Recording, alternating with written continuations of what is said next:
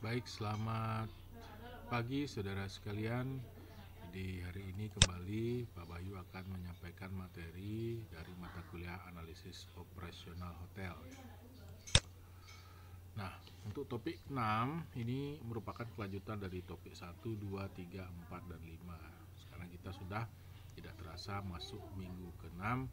Kita mempelajari topik 6. Jadi di sini Pak Bayu akan memberikan 3 rasio, yakni occupancy for complementary percentage, kemudian average length of stay monthly, cost per occupied room monthly.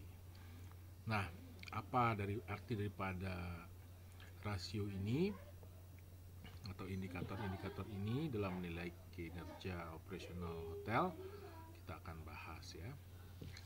Nah, pada pertemuan sebelumnya saudara sekalian telah mempelajari beberapa indikator untuk menilai operasional hotel.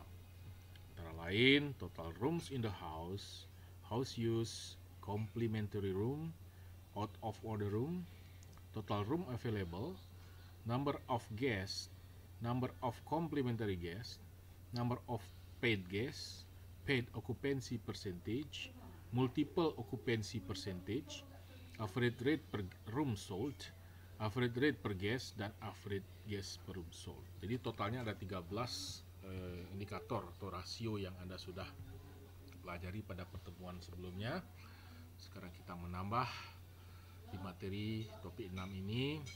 Kita akan mempelajari seperti yang tadi Pak sampaikan, occupancy for complementary percentage, average length of stay monthly, dan cost per occupied room monthly. Yang pertama tentang occupancy for complementary percentage, atau dalam bahasa Indonesianya adalah persentase tingkat hunian kamar untuk kamar komplimen ya. Jadi persentase tingkat hunian kamar untuk kamar komplimen. Jadi rasio ini merupakan rasio yang menunjukkan tingkat hunian kamar secara gratis berdasarkan jumlah kamar yang tersedia untuk dijual. Dihitung dengan cara number of complimentary room dibagi dengan total rooms available ya. Jadi cara menghitungnya adalah dengan membagi antara jumlah kamar komplimen dibagi dengan total kamar yang tersedia untuk dijual, total rooms available. Berdasarkan contoh pada tabel di atas, maka occupancy for complementary percentage dapat dihitung sebagai berikut ya. Jadi number of complementary rooms sebanyak 3 kamar dibagi total rooms available adalah 97 dikali 100%. Jadi kita bagi dulu 3 dibagi 97 baru dikali 100%, menghasilkan angka 3,09%. Jadi angka-angka di sini berkaitan dengan tabel yang ada di bagian awal ya, topik ini ya. Seperti tadi total room available adalah 97. Didapat dari mana? Dari total room in the house 100 dikurangi dengan house use 2 dan out of order 1. 100 dikurangi 3 sama dengan 97 kamar seperti itu. Jadi total room available to sold adalah 97 kamar. Jadi complementary room ini termasuk dihitung sebagai total room available. Oke, kita lanjutkan lagi. Selanjutnya adalah average length of stay, atau bahasa Indonesianya rata-rata lama tamu menginap dalam periode waktu bulanan ya, 1 bulan. Average length of stay atau rata-rata tamu tinggal merupakan rasio yang menunjukkan rata-rata lama tamu tinggal di hotel.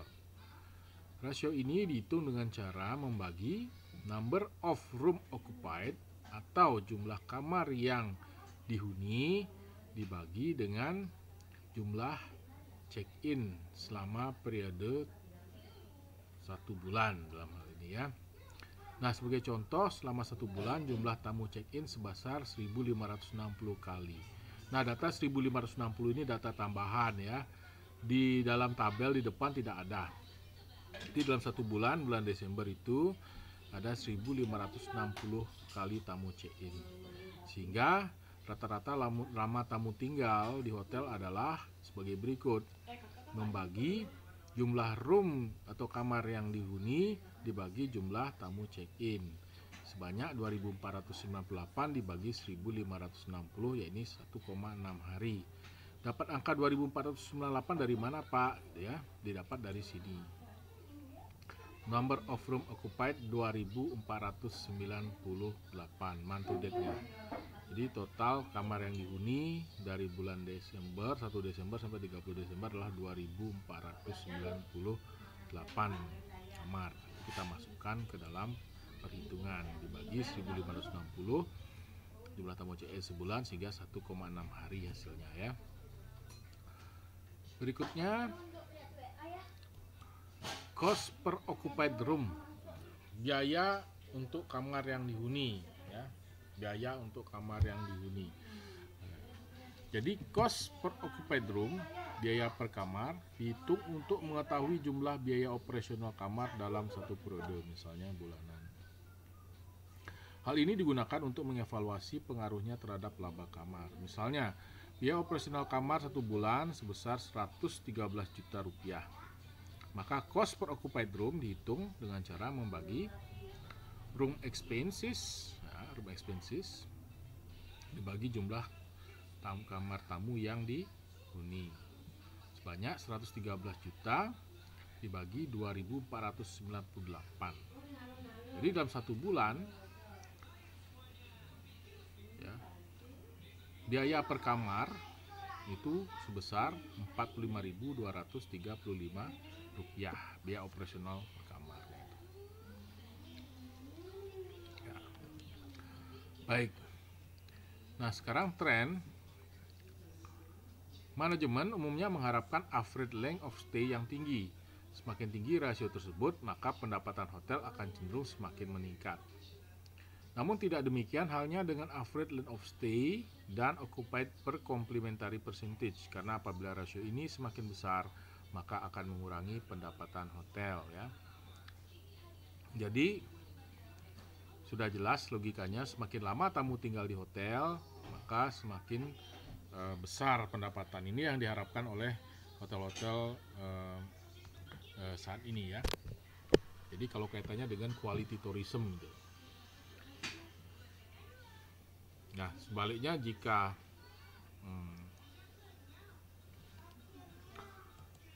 maaf, ini adalah cost ya, cost per occupied room ya. Nah, cost per occupied room.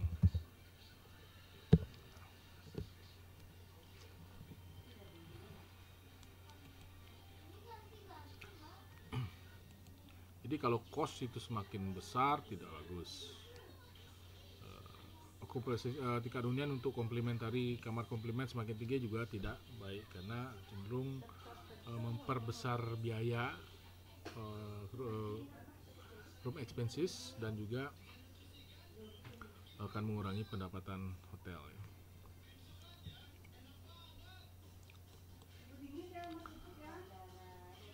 Jadi dengan mempelajari indikator dalam menilai operasional hotel, saudara diharapkan dapat membaca situasi operasional hotel. Nanti pada tahapan berikutnya, minggu depan kita akan mencoba membandingkannya dengan budget dan capaian tahun sebelumnya. Dengan demikian, diharapkan saudara dapat mengambil keputusan yang tepat sesuai dengan permasalahan yang dihadapi. Terima kasih atas perhatiannya. Selamat belajar dan selamat mengerjakan tugas. Nah, untuk tugas silakan dibaca di kolom tugas pada Google Classroom.